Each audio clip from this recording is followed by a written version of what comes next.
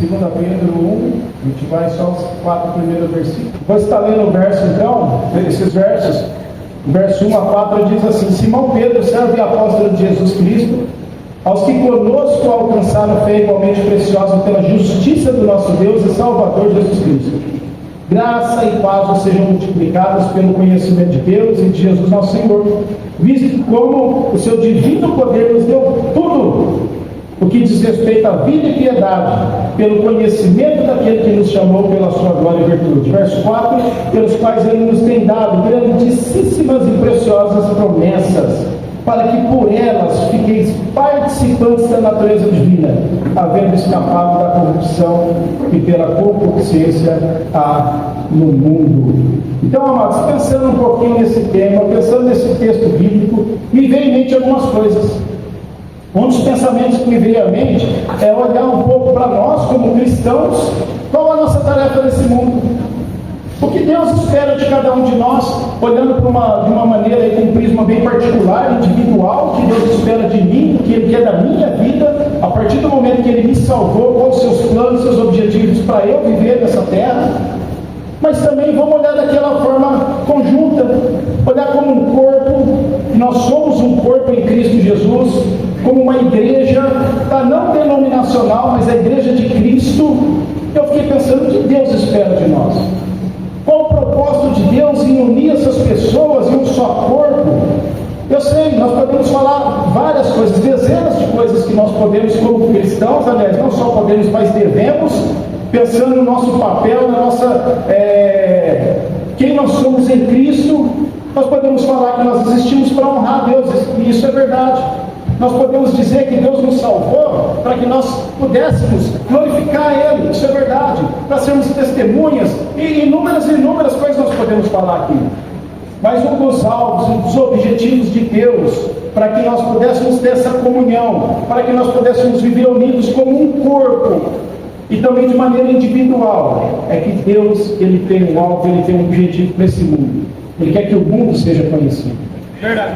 Interessante pensar sobre isso, porque quando a gente vai lá para a carta de Filipenses, Paulo fala que na sua época o Evangelho foi espalhado para todo mundo. Ou seja, na época de Paulo, por volta de menos de 50 anos antes da crucificação e ressurreição de Cristo, o Evangelho foi espalhado pelo mundo.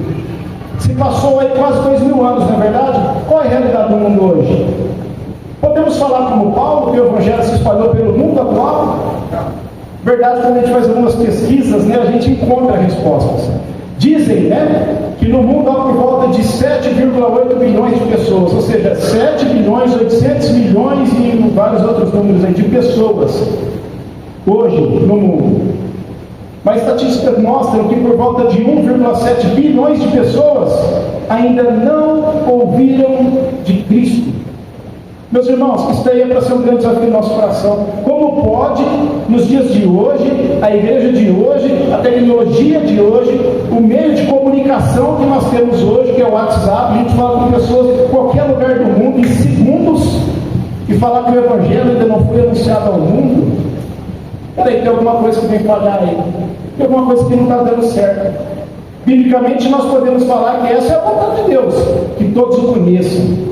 Biblicamente nós podemos falar que essa é a vontade de Deus, que todos os homens sejam salvos. Biblicamente nós podemos falar que nós como igreja nós somos ordenados a levar o Evangelho a toda criatura. Mas por que essa missão ainda não foi cumprida? Por que nós vivemos num mundo hoje que há quase 2 bilhões de pessoas, são nações inteiras, são povos que nunca ouviram de Cristo? Amados, eu acho que tudo tem a ver com o tema que a gente está abordando nesse acampamento. Verdade. Muitos crentes, na verdade, têm se distraído com as coisas desse mundo, não têm amado a Deus, não têm amado a obra de Deus, e as coisas estão vivendo simplesmente por viver. E interessante, amados, que quando a gente olha nessas duas cartas, eu vou mencionar também algo da primeira carta que Pedro escreve, a gente vê que isso está muito relacionado. É a minha vida com Ele, é quem eu sou nele, o meu relacionamento íntimo e pessoal com o Senhor, porque isso é que vai fazer toda a diferença. É isso que vai nos fazer, não nos distrair, não tirar os olhos do Senhor. E então eu meditando nesses livros, e eu vou atentar mais aí no primeiro capítulo de 2 Pedro, a gente vai tirar algumas respostas, algo que vai realmente nos desafiar, é algo que realmente vai nos confrontar mas também vai nos ajudar a tomar decisões sinceras ao lado do Senhor. E pode ser que se aceitarmos o que a Bíblia nos mostra aqui, os conselhos das Escrituras, eu digo sim, né? Porque eu não vou falar nenhuma novidade nesses dias, e eu acredito que os outros pregadores também não. Muito obrigado, meu irmão. Essa realidade vai mudar.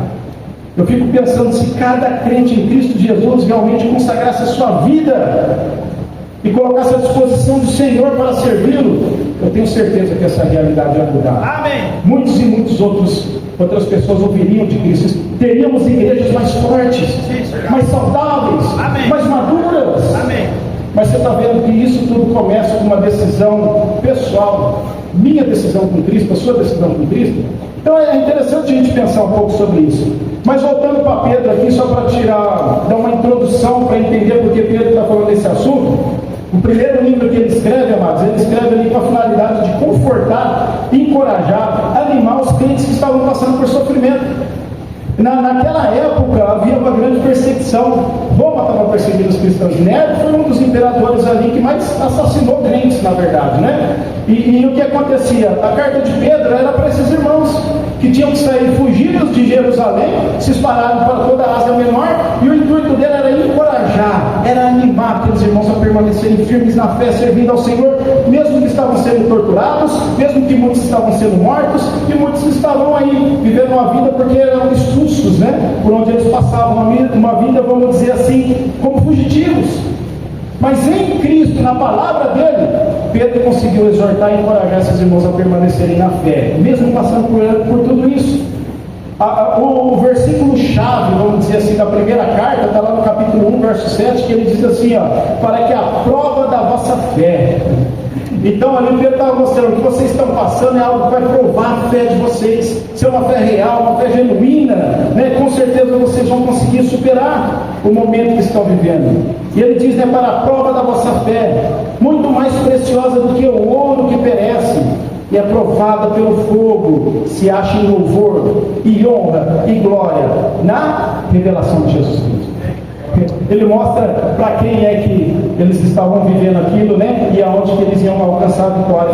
Já que no segundo livro, escrito por volta de 3 anos depois da primeira carta que ele escreve, ele muda um pouquinho ali a motivação, ou o que ele queria falar com aqueles irmãos. Ali, amados, ele já estava pensando numa advertência. Ele queria que os irmãos abrissem os olhos para que eles estavam vivendo ali. Ali já não era mais aquela preocupação com o ataque exterior, né? A perseguição, Roma, era por causa da fé, mas ele começa a trabalhar algo que na verdade estava começando dentro do coração de cada crente. Não era mais uma perseguição, não era algo exterior, agora ele estava falando de algo mais do interior. Ele estava falando de pessoas que poderiam estar desanimando da fé. Ele estava falando para pessoas que estavam passando por momentos, e eu poderia até trazer analogia para o tema do acampamento, por distrações. Distrações porque o coração já não estava mais tão voltado para Deus, estava esquecendo de muitos dos princípios e convicção da própria palavra, deu convicção da fé, escrevendo para muitos que estavam, querendo ou não, seguindo a onda de heresias que já surgiam, falsos mestres. E, amados, é interessante a gente pensar um pouco sobre isso, porque às vezes a gente não reflete. Mas a sua convicção, ela precisa ser bíblica, genuína, tem que ser real. Porque quando isso não acontecer, é muito fácil a gente se distrair. Quando isso não acontecer, é muito fácil a gente ser levado por vento de doutrinas. Eu tenho certeza que cada um de nós aqui que somos crentes, membros da igreja que você é membro, você poderia citar pelo menos 1 ou 2 exemplos de irmãos que estavam ali, convivendo, crescendo, aprendendo, mas hoje estão aí seguindo seitas, porque muitas dessas seitas ela fala aquilo que agrada ao coração do homem e não a verdade das Escrituras. Então Pedro ele começa a refutar essas coisas, ele tenta encorajar os irmãos a voltar a olhar para de quem eles realmente são, para o princípio, a base da fé cristã. Então ele começa a abordar tudo isso daí. E, amados, nós vamos meditar um pouco sobre esses versos, né, hoje e nos próximos dias.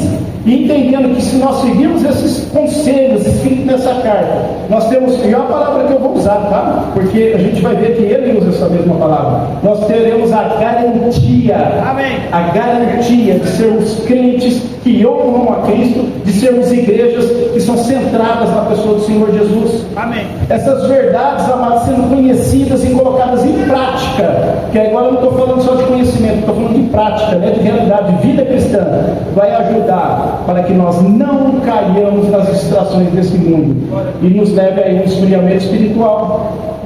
E a base de tudo isso é uma só. A base, a fonte que vai nos sustentar a permanecermos firmes na fé, a tomarmos decisões sinceras ao lado do Senhor, ela é uma. Interessante que só nesses primeiros versos ele destaca 3 vezes isso. Eu estou dizendo só nos primeiros 3 versos, tá? O verso 2 ele diz assim, tá? Aí agora eu já estou lá em 2 Pedro capítulo 1, tá? 2 Pedro 1, verso 2. Graça e paz vos sejam multiplicadas, aí é o que ele diz? Pelo conhecimento de Deus. Então guarda isso.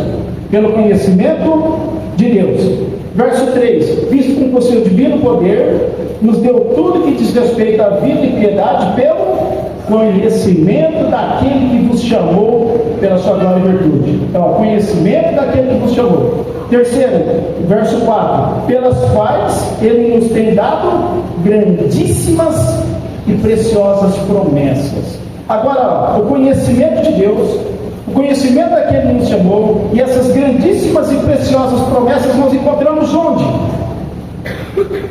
A pergunta, e não é retórica, eu quero uma resposta, né? Encontramos onde? Vamos todo mundo junto? BIBLA? Bíblia, é na palavra. Aí é o fundamento, aí está a base, aí está o nosso alicerce. Se a gente querer, amados, viver uma vida cristã nesse mundo baseado em conceitos, baseado em opiniões, baseado no nosso próprio coração enganoso, com certeza nós vamos distrair. Agora, quando nós temos essa fonte, quando nós temos essa base, esse alicerce que é a palavra, aí nós vamos caminhar na direção certa. E baseado nisso, nessa manhã eu quero trazer aplicações para nós. Nós veremos 3 verdades bíblicas, amados, que o cristão precisa saber para não cair nas distrações desse mundo. Nós sabemos que as distrações são muitas. Eu não preciso nem ficar mencionando, porque você sabe disso, você vive isso, você está nesse mundo. Então você sabe aquilo que te distrai, você sabe aquilo que te chama atenção, você sabe aquilo que te tenta, você sabe aonde você cai, tá? Então eu não quero abordar muito nessa área, mas eu quero ir na área, cadê as verdades bíblicas que vai me ajudar a lutar contra isso? Onde que eu encontro a resposta? Onde que eu encontro a força? Onde que eu encontro o ânimo, o encorajamento que eu preciso para prosseguir, para não parar, para não desistir, para cumprir a minha missão como cristão? Amém. Então nós vamos ver aí nessa manhã 3 verdades. A primeira dela, amado, é uma compreensão bíblica da sua fé. Está vendo como você tem que ir para a base? Para o início de tudo, você precisa de uma compreensão bíblica da sua fé. E o verso 1 e 2, o texto bíblico diz assim: Simão Pedro, servo e apóstolo de Jesus Cristo, aos que conosco alcançaram a fé igualmente preciosa pela justiça do nosso Deus e Salvador Jesus. Aí o verso 2, né? Graça e paz sejam multiplicados pelo conhecimento de Deus e de Jesus, nosso Salvador. Amados, nós podemos notar aqui pelo verso 1, né? Principalmente que ele diz ali que a nossa fé, ela é baseada em algo. Ele é baseado realmente, eu vou ler de novo o verso 1, né? Ele diz assim: Simão Pedro, servo do apóstolo Jesus Cristo, que conosco alcançaram a fé. Então, primeiramente, ele tem um público-alvo que ele está falando aqui. E o público-alvo que ele está falando aqui, os cristãos. Ele fala, aquele que conosco alcançaram a fé. Ele está falando dos crentes. Então, a primeira base que eu quero tirar para os irmãos aqui em relação à nossa fé é que, para nós trabalharmos esse assunto de não distrairmos das coisas espirituais e vem aquele esfriamento para a gente acabar deixando de amar a Deus, a sua obra, as pessoas, né, e tudo mais, ela é baseada, ela é centralizada na sua fé, na fé que você tem em Cristo Jesus, e para isso você precisa ser salvo. Ele diz, para aqueles que conosco alcançaram a fé. Ele está falando de um grupo de pessoas seletas, ele está falando para os cristãos, ele não está falando para aqueles que ainda não é crente. E eu não duvido, amados, que muitos que caem nos pecados, que distraem ele das coisas de Deus, é porque não entendem essa grande verdade. Eu não duvido que nessa manhã possa ter pessoas aqui que ainda nem têm a certeza da salvação, que esse texto não se aplicaria a ele, porque talvez ele não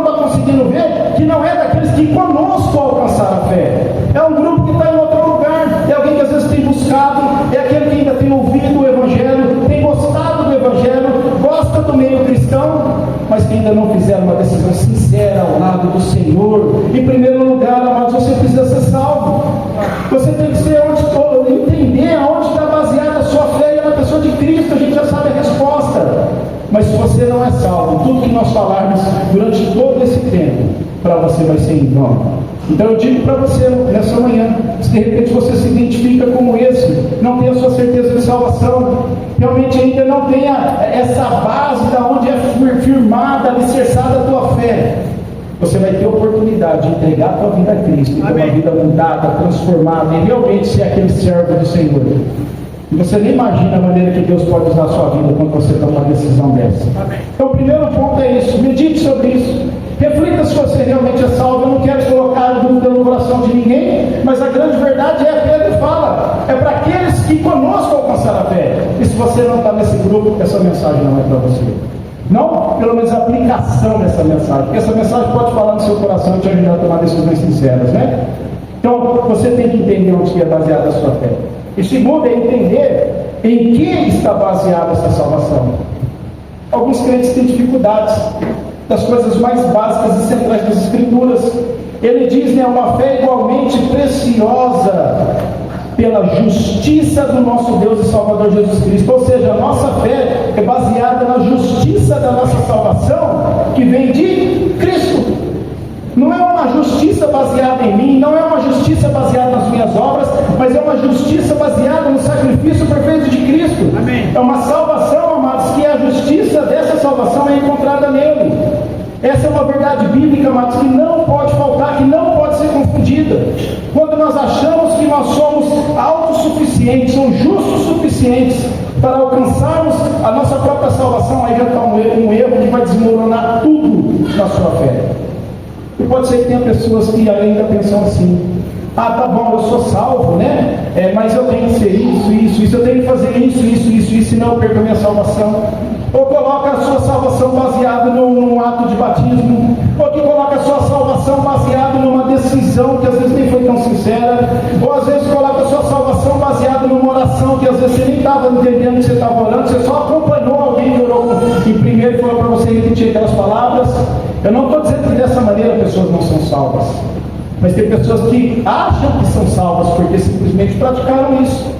Mas a Bíblia é muito clara para mostrar para nós que a nossa salvação vem da justiça, Amém, daquilo que Jesus fez na cruz do Calvário. E essa compreensão, amados, é o alicerce da nossa vida cristã. Essa compreensão é o alicerce da nossa fé. Sem uma compreensão real disso, nós vamos viver confundidos.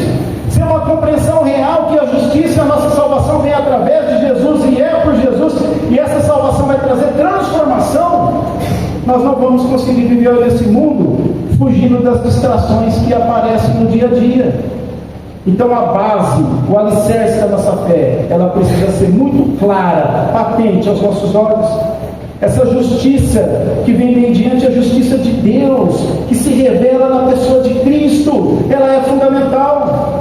Obviamente, amados, que a conversão e a presença de Cristo, do Espírito Santo dele habitando em nós, né, vai ter fruto de justiça. Aí é diferente. As nossas obras têm um lugar, não na salvação, mas como fruto. Amém. As nossas obras, ela não é a fonte da nossa salvação, mas ela é o fruto da nossa salvação. É diferente. Inclusive, Tiago fala para nós, né, que sem a fé, sem as obras, a fé é morta. As nossas obras de justiça, ela reflete a nossa fé. As nossas obras de justiça, ela reflete em quem nós estamos. As nossas obras de justiça, ela reflete o nosso relacionamento com Deus, a nossa maturidade em Cristo, o nosso conhecimento das Escrituras. Mas não reflete a salvação, porque a salvação vem de uma só pessoa, e ela é Cristo Jesus. Vem só de uma só obra, que é a obra de Cristo morrer naquela cruz e pagar o preço do nosso pecado. Então isso não pode ser confundido. Nós precisamos, amados, ter isso muito claro na nossa mente, que essa justiça salvadora, ela vem de Cristo, porque essa justiça salvadora é a mesma que vai trazer o quê? A transformação também. Essa mudança real que precisa acontecer no nosso ser. Nós já sabemos onde nós vamos encontrar essa força, porque a Bíblia diz para nós que é em Cristo Jesus. Se nós não entendermos realmente, amado, quem nós somos em Cristo, aonde nós estamos, o que Ele fez por nós, que a salvação que hoje eu posso usufruir usufruir, que o meu direito, privilégio e alegria, não sem lutas, né, de servir a Ele, é tudo baseado nesse cerne, que é Cristo Jesus e a fé nele. Quando a gente entende tudo isso, amados, é interessante que Ele nos dá uma fonte. Ele nos dá uma fonte que quando nós passamos pelas lutas, pelas dificuldades, quando nós somos tentados a nos distrair com as coisas desse mundo, a gente sabe quem nós devemos buscar. Amém. Porque Ele é a fonte, é a pessoa de Cristo. Se eu for avaliar as minhas obras, eu não vou me achar digno. Se eu for avaliar aquilo que eu fiz, não vai ter justiça, principalmente quando nós caímos em pecado, né? Você sabia que a maioria dos crentes não sabe lidar com o pecado? Não sabe. Porque ainda querendo ou não, ele coloca um pouco da sua justiça própria sobre isso. E ele esquece algo. Ele esquece alguns princípios que são fundamentais. Você quer ver um? Que a graça de Cristo superabundou a qualquer pecado. Tem crente, amados, que comete algum tipo de pecado que ele não consegue nunca mais sair da lama, porque ele acha que não é justo o suficiente. Mas ele esquece o quê? Que a justiça vem de Deus, através de Cristo Jesus, não é das suas obras. De repente, nessa manhã, tem pessoas aqui que estão se martirizando, falando, eu não consigo, a vida para mim não dá, eu me distraio nesses pecados, eu vivo esse pecado, para mim é uma luta grande, eu nunca vou conseguir vencer. É porque ele está olhando só para ele, para ele, para ele. Mas ele está esquecendo que diante de Deus, ele é perdoado, ele é justificado, e ele pode ser novamente aí, ser encorajado, animado a voltar a servir ao Senhor. Amém. Enquanto nós olhamos para as nossas obras, para a nossa justiça, nós vamos viver sempre no buraco. Mas quando nós olhamos para a fonte, para o alicerce, que a justiça vem de Deus através de Cristo Jesus, peraí, o olhar já não está mais em mim, o olhar está nele, e eu consigo vencer. Amém. E eu consigo realmente, novamente ser erguido, e servir ao Senhor novamente de todo o meu coração. Ele é a fonte da nossa fé, a justiça vem dele, a justiça transformadora vem dele também. Se sabemos onde é a fonte, nós sabemos quem buscar. Nós sabemos quem vai nos ajudar para viver os momentos de lutas, os momentos que de repente aí a gente está tirando os olhos do Senhor, né? E olhando somente as tentações aí que vai nos fazer distrair. Então, entender sobre a justiça, amado, é fundamental para nós cristãos. Amém. Pedro, ele aprofunda um pouco sobre isso. Na primeira carta, no capítulo 1, versículo 18 a 21, ele diz assim, sabendo que não foi com coisas corruptíveis, como prata ou ouro, que fostes resgatados da vossa vã maneira de viver, que por tradição recebeste dos vossos pais. Ele está falando, não foi por essas coisas humanas que vocês foram resgatados, mas sabe por que foi? Ou pelo que foi? Aí ele continua, né? Mas com o precioso sangue de Cristo, como de um cordeiro imaculado, incontaminado, o qual na verdade em outro tempo foi conhecido, ainda antes da fundação do mundo, mas manifestado nesses últimos tempos por amor de vós. Então, amados, é por esse sangue precioso que nós vivemos. Amém. É por esse sangue precioso que nós sobrevivemos. É por esse sangue precioso que nós avancemos, que nós serviremos a Deus e que nós vamos conquistar e realmente fazer cumprir a nossa missão. O salvo não é salvo por mérito próprio. O salvo não é transformado por si mesmo, mas sempre foi e sempre será por uma pessoa, que não sou eu, mas é Cristo Jesus. Amados, nós não queremos nos distrair dessa verdade, nós não queremos cair no esfriamento, mas para isso nós precisamos voltar para a fonte e confiar em Cristo, porque Ele é a nossa justiça e não eu mesmo. Não será pelas práticas religiosas, porque senão você não vai passar de ser um fariseu. Não será simplesmente por frequentar uma igreja e ser membro de uma igreja, porque senão você vai ser apenas mais um na plateia. A grande verdade, amados, nós só vamos conseguir realmente não nos distrair e alcançar o alvo, o objetivo de Deus para a minha vida pessoal e como igreja, é olhando para o Senhor Jesus, é buscando Ele, é no relacionamento íntimo e pessoal com Ele. A justiça dele nos ligou a Deus, a justiça dele nos faz que hoje nós podemos ter um relacionamento com o Pai, e um relacionamento íntimo, e o próprio Pai deseja isso de nós. Nós podemos notar, amados, muitas vezes, e quando alguns exemplos que eu citar, por favor, não pense que é da igreja que eu sou enviado, né, pastor? Não é. Então, provavelmente não vai ser aqui na nossa região. O missionário viaja um pouco, né, visita muitos lugares, mas a gente aprende. A gente vê coisas acontecendo. E eu não tenho dúvida do que vou comentar, alguns já experimentaram, já viram isso também. Mas nós podemos notar, amados, que tem muitos crentes que estão na igreja quase todos os cultos, quase perdem cultos. Tem muito crente que quando está na igreja, ele parece ser aquele cristão real, verdadeiro, se veste bem, né? Se preocupa com essas coisas, mas que no dia a dia, parece que não condiz muito como ele é quando ele está ali cultuando ao Senhor com os outros irmãos. O que será que é isso? Por que será que acontece isso no nosso meio? De estarmos ali diante das outras pessoas, estarmos numa igreja, congregando, às vezes sendo até membro, fazendo as práticas espirituais, vamos dizer assim, ou pelo menos doutrinária não, mas pelo menos ali que rege aquela organização, a igreja que ele faz parte, mas no dia a dia, aquilo não é real na sua vida. Mas eu penso que isso daí tem tudo a ver com o alicerce de vida cristã. Eu entendo que tudo isso às vezes está baseado na sua própria justiça. Está baseado naquilo que está somente no seu exterior, porque quando a gente pensa que a justiça vem de Deus por Cristo Jesus, isso daí não tem nada a ver comigo, isso não tem nada a ver com o meu exterior, tem a ver aquilo com que Cristo fez por mim e quem Ele é para mim agora. Não tem a ver com que eu tenho que ir na igreja, porque senão eu não sou salvo. Não tem nada a ver que eu tenho que me converter, eu tenho que me vestir como os crentes se vestem, porque senão eu não estou bem com Deus. Tem a ver com a minha fé real, verdadeira, naquele sacrifício perfeito. Eu entendendo isso daí, aquele sacrifício perfeito, aquele amor perfeito, aí sim há uma conversão real, aí sim é o quê? Uma transformação real, que não vai começar de fora, vai começar por dentro.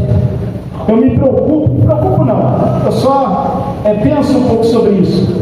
Quando eu vejo um novo convertido, vamos dizer, a pessoa que se converteu domingo, no próximo domingo ele já chega até de gravata na igreja. Rapaz, é bonito, não, isso é bonito, é legal. Ele entrou no estilo, no padrão que é a igreja que ele congrega. Mas e o coração? Quantos aqui já notaram? Eu vou fazer perguntas, você precisa levantar a mão. Mas eu não duvido que talvez muitas mãos seriam levantadas aqui. Quantos e quantos aqui nessa manhã vai lembrar do momento que você foi salvo e você vai ver que não foi no dia que você tomou uma decisão, vamos dizer assim. Sabe quando faz um apelo, alguma coisa, quem quer aceitar Jesus? Levanta a mão. Aí depois de um tempo, num discipulado, você descobre que na verdade você nem tinha entendido que era aquilo. Quantos realmente não foram salvos, não foi naquela primeira decisão? Eu posso falar por mim, né? Eu lembro quando era criança, congregava numa igreja, inclusive o pastor Ricardo, eu era jovem lá no Orlando, Igreja Batista Bíblica de Orlando, né? Eu lembro dele, eu lembro dos pecados dele também, viu? Não, brincadeira. Mas lembro do pastor Ricardo, né? E outros ali de Orlândia, congregava lá quando era criança.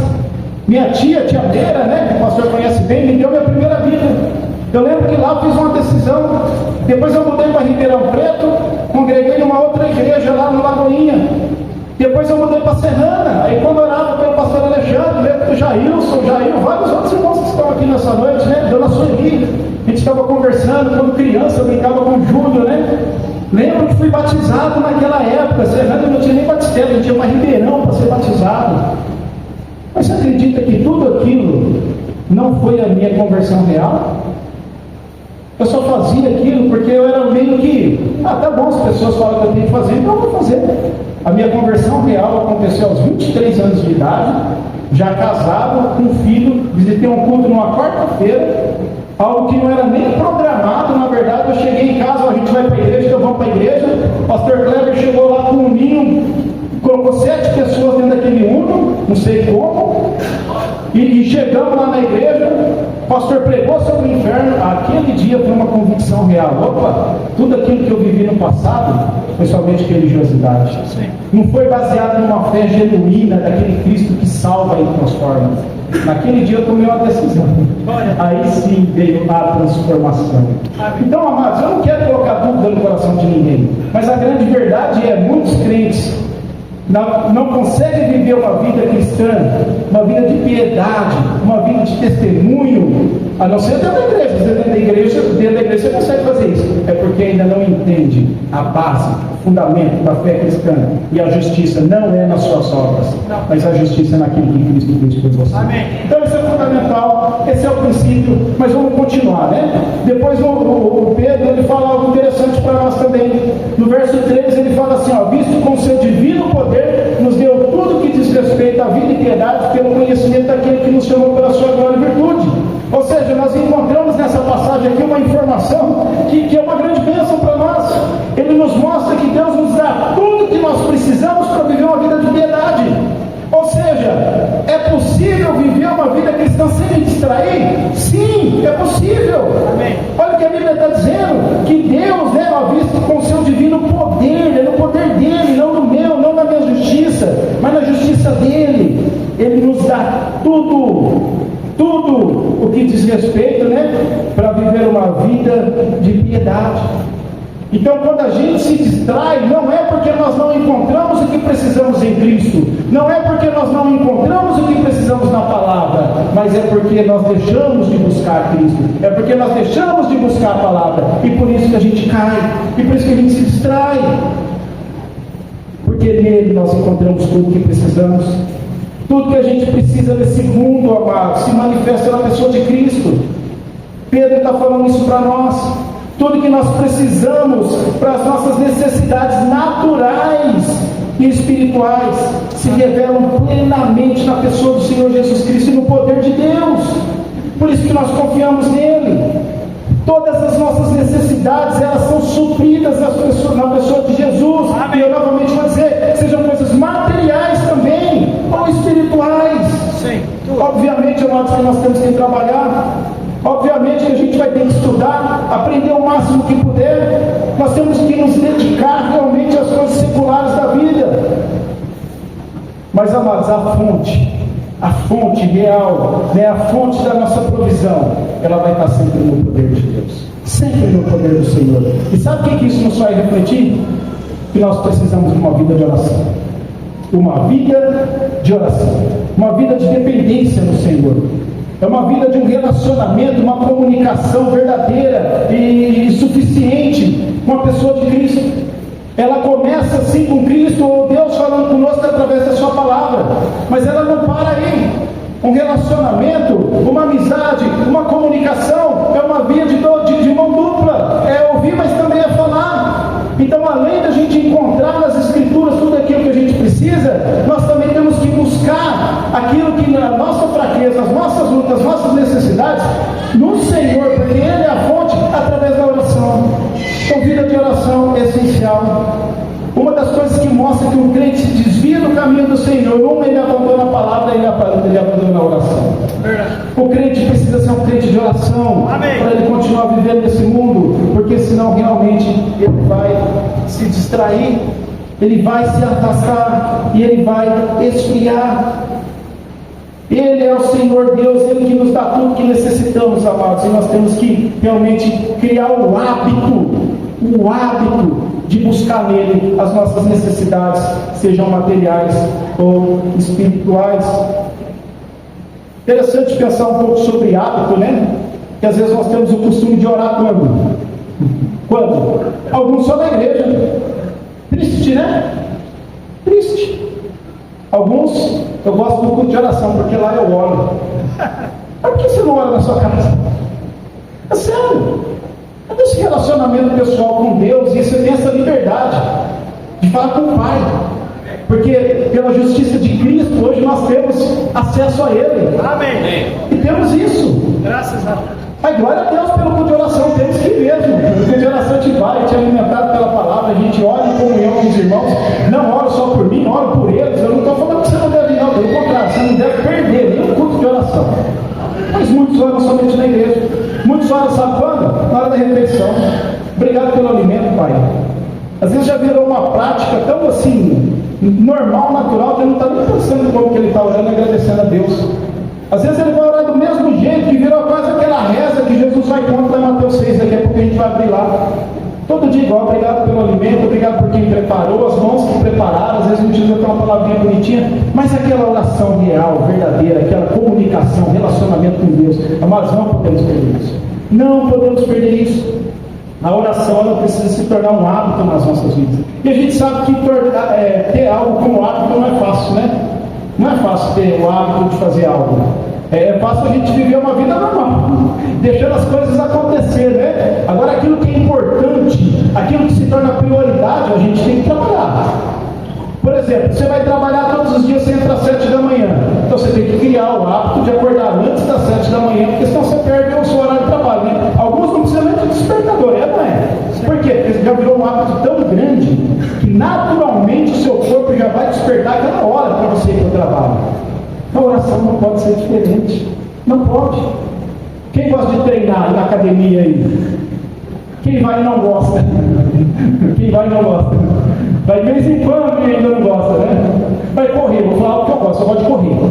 Né? Eu não vou falar de pescar, Tiago, porque pescar é muito fácil. Não, é muito fácil. Não precisa nem ter hábito para ir pescar, né? Mas qualquer exercício físico, na verdade, a gente precisa ter aquela disciplina, não é? A gente tem que forçar. A gente, quando dá aquele dizendo, rapaz, eu não vou não. Eles falam, não, eu vou sim. Pelo menos 20 dizem, né? Alguns especialistas falam, se você fazer a mesma coisa no mesmo horário, 21 dias direto, outros falam outros números aí, né? Realmente aquilo se torna um hábito na sua vida. Eu acredito que isso daí tem uma certa relevância sim, tá? Então o hábito de oração, ela vai se tornar quando? Quando eu começar a praticá-la. Realmente, eu lendo as Escrituras, ter a convicção da palavra, que esse é meu papel, orar sem cessar, orar todo o tempo, colocar todas as suas necessidades diante de Deus, todas as suas ansiedades diante do Senhor. Quando a gente começa a criar esse hábito de oração, até nas pequenas coisas a gente vai orar. Até nos pequenos detalhes você vai lembrar de colocar diante do Pai. Das coisas mais supérfluas que às vezes já foram até supridas, mas você ainda vai falar, Deus, pelo menos você vai agradecer, né? Obrigado por isso, quando vem um hábito nas nossas vidas. Amém. Mas isso não é fácil, a gente sabe. Isso é algo que precisa ser trabalhado em nós. E precisa da nossa iniciativa e proatividade para isso. Mas é uma necessidade a oração. Peço que você abra comigo lá em Mateus 6. Eu não vou ensinar sobre a oração hoje, a gente só vai tirar alguns princípios rápidos aqui, tá? De Mateus 6, só para fundamentar sobre o tema que estou abordando aqui. Mas Mateus 6, Jesus fala sobre a oração. E no verso 5, por exemplo, ele diz assim, Mateus 6, 5. E quando orares, não seja como os hipócritas. Está vendo? Tem hipócrita que ora. Será que às vezes eu não estou sendo hipócrita? Eu acredito que muitas vezes eu sou hipócrita. E Deus sabe, conhece o meu coração, né? Mas não sejais como eles. Pois se comprazem em orar em pé, nas sinagogas e nas esquinas das ruas, para serem vistos pelos homens, em verdade eu vos digo que já receberam o seu galardão. Então o próprio Senhor Jesus mostra para nós que a nossa oração ela precisa ter um propósito. E o propósito é um relacionamento com Deus. O propósito é a minha intimidade com Ele. O propósito é eu entender, amados, que eu consigo nele, na palavra dele, encontrar tudo que eu preciso para viver uma vida de piedade, uma vida que adora Ele, uma vida que honra Ele. E nas minhas orações, que não serão hipócritas, eu vou ser sincero com meu Deus. Meu Deus, me ajuda nessas lutas. Meu Deus, me abençoa nessa área. Meu Deus, me ajuda a não tirar os olhos do Senhor. Então a oração, ela precisa ter um propósito. A gente precisa orar com coração, com verdade.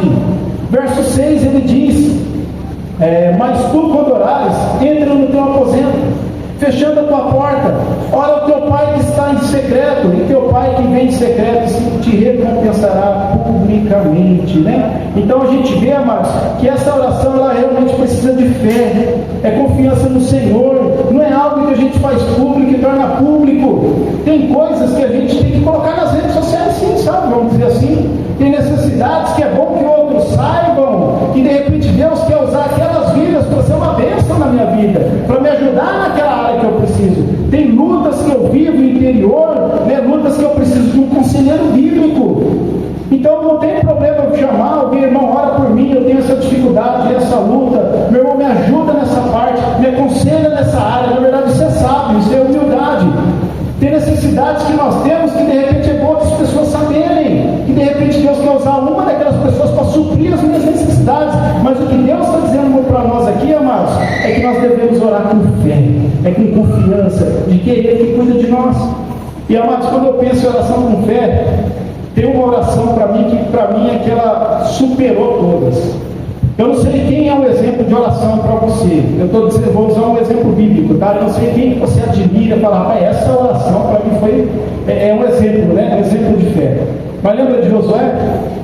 Josué capítulo 10, aquela guerra contra os cananeus, né, os amorreus ali, e de repente a guerra não tinha acabado, o dia estava, né, já findando, o sol já estava baixando, o lua aparecendo. O que Josué fala? Você vai lá, não lembro qual verso, mas estava no capítulo 10, depois você lê lá. Aí Josué fala com Deus, olha só, não fala Josué ora a Deus, fala Josué fala com Deus, porque isso é oração, fala com Deus. Amém. É esse relacionamento natural que eu posso ter com Deus, porque a justiça de Cristo me dá isso, esse relacionamento natural. E ele fala com Deus. O que Deus faz? Faz com que o sol não se ponha e a lua não se levante. Gente, dá para entender isso? Deus moveu o universo para responder uma oração do seu servo. Amém. Precisamos de orar com fé ou não? Amém. Tem coisa que é impossível para Deus? Não tem. Então, oração, amados, mas orar com fé, com propósito. Versos 7 e 8 diz, né? E orando não useis de vãs repetições, como os gentios que pensam que por muito falarem serão ouvidos. Não vos assemelheis, pois, a eles, porque o vosso Pai sabe o que é necessário, antes até mesmo que perdides, né? Então mostra aqui para nós que é sinceridade, espontaneidade. Eu vou correr aqui por causa do tempo, tá? Mas John Wesley fala assim, ó, a oração é a chave que abre o coração do nosso Deus. Olha só, Ele já sabe o que a gente precisa. O texto já está dizendo isso, mas ainda assim Ele faz o que? Ele orienta a orar. Olha só, Deus dá tanto valor nesse relacionamento conosco, com você, meu irmão, que Ele sabe o que você vai pedir, mas Ele ainda fala que ora, fala comigo. É como se Deus estivesse falando assim para você: fala comigo, eu sei tudo, eu sei das suas necessidades, eu sei dos seus pecados, eu sei o que você arrependeu, o que você não arrependeu, eu sei o que você precisa, mas fala comigo. Então nós temos que usar, né? A oração nos dá isso, e ser sincero, e ser espontâneo com Deus, porque Ele sabe todas as coisas.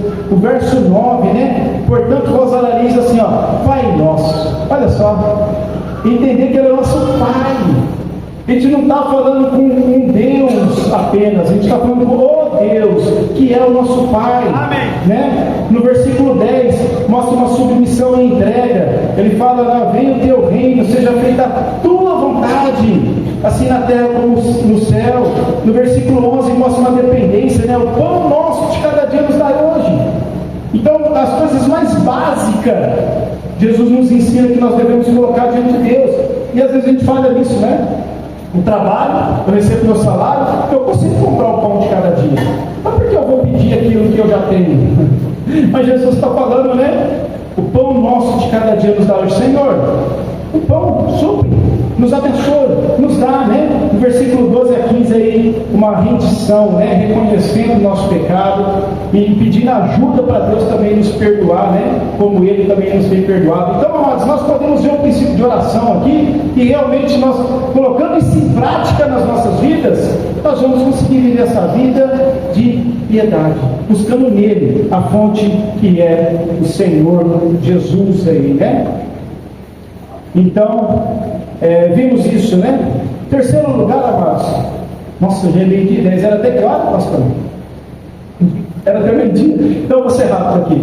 Também um outro ensinamento que temos aqui, as promessas de Deus também nos encorajam a resistir ao pecado. Temos que lembrar delas. O verso 4 é o que ele diz: pelas quais Ele nos tem dado grandíssimas e preciosas promessas. Para que Ele nos dá essas promessas? O texto responde: para que por elas fiquem participantes da natureza divina. Olha só, amém. Promessas de Deus para as nossas vidas. Mediante essas promessas de Deus, as recompensas elas são garantidas, amados, baseadas nesse relacionamento que nós temos com o Senhor, com Cristo. Com Ele, e através dessas promessas, nós somos encorajados à obediência. E dessa maneira, amados, nós podemos entender que essas preciosas promessas, olha como é que Pedro coloca aqui, né? Isso vai nos fazer ser participantes da natureza divina. Olha só, nós sabemos que tem uma natureza humana, natureza carnal, mas temos a natureza divina em nós, baseada nas promessas do Senhor, e nela nós podemos confiar. As promessas de Deus, elas são reveladas em Jesus, e elas são muito superiores aos prazeres temporários desse mundo. Amém. Dessa forma, o Senhor Deus, Ele nos exorta, Ele nos encoraja, Ele nos convida, Ele nos chama, na verdade, a prestar atenção para essas promessas. É olhar nelas e confiar realmente. Interessante que quando isso é praticado, ou seja, quando isso é colocado em prática, você vai ver que as coisas vão mudar em nossa vida. Aí nós vamos conseguir viver essa vida que agrada a Deus, essa vida de piedade. Sim. E a gente encontra isso, amados, de uma maneira bem clara, mostrando como testemunho, como exemplo, os heróis da fé. Sim. Os heróis da fé. Tudo aquilo que eles fizeram em nome de Cristo, pessoas que foram mortas. Interessante quando você olha ali Hebreus 11, você vai ver o tipo de morte que pessoas sofreram ali por amor a Cristo. Era baseado somente em uma coisa, sabe o quê? A promessa. A promessa de um Salvador. Amém. Baseado nessa promessa, eles realmente estavam dispostos a entregar suas vidas e a morrer pela causa. Mas o verso que quero usar está lá em Hebreus 11, versículo 24 a 26. O texto diz assim, e ele dá esse exemplo: pela fé Moisés, sendo já grande, recusou ser chamado filho da filha de Faraó. Sim.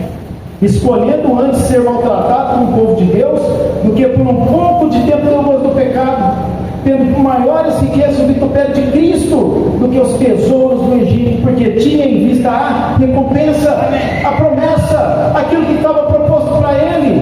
Pela fé Moisés aceitou, ou melhor, rejeitou ser chamado filho da filha de Faraó, ser um príncipe. Sabe aquela fama, aquele sucesso, aquele dinheiro, que é natural, que o meu coração muitas vezes quer me enganar e inclusive me distrair a buscar essas coisas, a buscar as coisas de Deus. Moisés, ele teve todo o discernimento do Senhor, olhando para as promessas, e ele falou que eu rejeito, eu recuso, eu prefiro sofrer, não é apenas viver com o povo de Deus, mas ele escolhe sofrer com o povo de Deus do que aceitar as coisas desse mundo, do que as riquezas desse mundo. E olha que as riquezas para Moisés aqui seria muito mais do que aquilo que qualquer um de nós aqui pudéssemos alcançar, mas olhando para as promessas, Moisés tomou a decisão certa. Ele disse que eu rejeito tudo isso. Amém. Eu prefiro sofrer com o povo de Deus. Amém. Amados, quantos nessa manhã aqui teria a coragem de fazer o que Moisés fez? Aliás, eu vou perguntar, você é atrevido agora? Desculpe. Quantos aqui nessa manhã tem coragem? Levanta a sua mão, não quero deixar você constrangido, tá? Quero que você pense sobre isso. Quantos aqui nessa manhã realmente tem coragem de orar e falar para o Senhor: Senhor, eu vou rejeitar todas as coisas desse mundo para fazer a tua vontade, para sofrer pelo Senhor, pela tua obra, porque eu não quero me distrair, porque eu quero continuar olhando, porque eu quero continuar amando o Senhor, eu quero continuar amando as almas perdidas, eu quero continuar amando a obra que o Senhor está fazendo nesse mundo, eu quero ser usado pelo Senhor. Quantos aqui nessa manhã tem coragem de orar e falar assim com Deus? Se Moisés estivesse aqui, ele teria se levantado. Ele teria se levantado. Amados, pelas promessas que temos no Senhor, a gente vai ver que essa foi a melhor escolha. A gente vai ver que essa foi a melhor escolha. Sabe por quê? Porque as promessas de Deus para nós não são temporárias. Eu sei que nós somos tentados a viver uma vida como o mundo vive. Ela traz prazer? Lógico que traz, mas também traz consequências terríveis. As promessas do Senhor, elas são maravilhosas e as consequências são boas, são maravilhosas, são perfeitas, porque tudo aquilo que Deus faz é perfeito. E elas são o quê? Eternas. São garantidas para nós eternamente no céu e nesse mundo também. E amanhã eu vou falar um pouquinho disso. Então, amados, as promessas do Senhor, a gente encontra meios de resistir ao pecado para que a gente não se distraia. Eu tenho aqui uma lista de promessas que eu não vou ler por causa do nosso tempo, e quero apenas concluir. A verdade, amados, é que nós somos fracos. Nós não podemos confiar na nossa justiça, temos que confiar na justiça de Deus, porque ela é perfeita, ela é ampla. É na fé nele, daquilo que ele fez por nós. Amados, pensando que nós somos fracos, para a gente não se distrair, a gente tem que lembrar dessa verdade. A fonte é ele, e nele eu encontro o que eu preciso. A fonte é a palavra, e na palavra eu encontro o que eu preciso. Eu consigo viver uma vida assim de piedade, uma vida que honra a Deus quando eu busco o Senhor, quando eu me relaciono com Ele pela palavra, quando eu me relaciono com Ele através das orações, buscando as minhas necessidades, dependendo dele em tudo. E realmente, amados, olhando para as promessas do Senhor, a gente é encorajado a resistir às tentações e não olhar para o lado. Sabe qual que é o perigo muitas vezes que a gente passa? Quando a gente tira os olhos do Senhor. Não pode tirar os olhos do Senhor. Porque quando a gente está olhando para o Senhor, Ele é a prioridade nas nossas vidas. Quando a gente está olhando para Cristo, Ele é grande. Já percebeu isso? Quando você se relaciona com Ele, quando você dá aquela vida espiritual saudável, sabe quando você dá aquele up que você fica, né? Rapaz, que bênção, tudo é o Senhor, aquela alegria real, verdadeira no coração, aquele primeiro amor. Alguns conseguem viver isso anos. Que delícia, não é? Cristo é grande, Cristo é suficiente, eu não preciso de mais nada. Essa é a realidade. Mas quando a gente tira os olhos dele e olha para o pecado, para as tentações, aquela tentação também vai ser grande. Aquela tentação também vai ser grande. E provavelmente, se você não voltar a olhar para Cristo, confiar nele, você vai se distrair, você vai se afastar, você vai se esfriar e não vai mais conseguir amar como amava antes. Eu não sei, talvez nessa manhã tenha pessoas aqui que estejam vivendo exatamente isso. André, eu já vivi essa parte boa, essa alegria da vida cristã. Eu já fui alguém que olhava para Cristo e Cristo era suficiente para mim, eu não precisava de mais nada. Eu conseguia viver no mundo que eu vivo na igreja. Eu conseguia viver minha vida secular, no trabalho, na escola, aquilo que eu vivo num acampamento como esse, no meio dos cristãos. Mas nesse momento eu não estou vivendo mais assim. Eu acabei tirando os olhos de Cristo. O texto que o pastor compartilhou ontem, né? Acabei me embaraçando com as coisas desse mundo. Acabei olhando para as tentações que são tentações para mim. São coisas que minha carne gosta, meu ego.